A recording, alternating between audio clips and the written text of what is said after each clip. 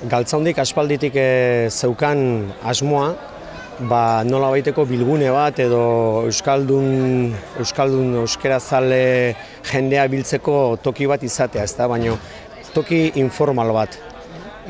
Urteak halaxe jundia eta nolabaiteko Galtzaundiren Tolosatik Tolosaldeara pasatzeko aukera horretan edo pauso horretan, tokatu zen sendiekintzako taberna libratzea eta sendiekintzako gogoa, gure gogoa, Ibarrak udala eta euskaltzalen gogoarekin, hori, aurrain dugu.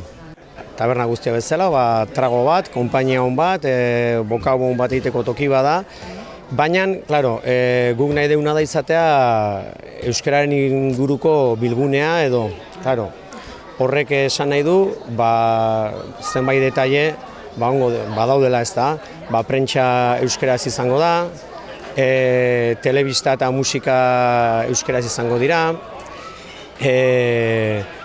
noski beste hizkuntzak erabiliko dira, eta hortan ez da inongo arazoik, baina bertako langileek euskaraz egingo dute, baita ere,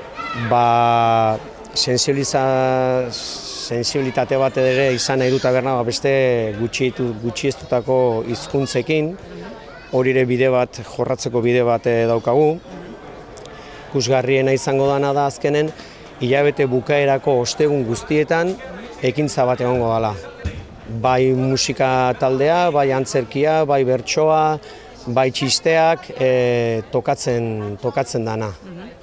Beti ere, Tolosaldeako taldeei bide emanez,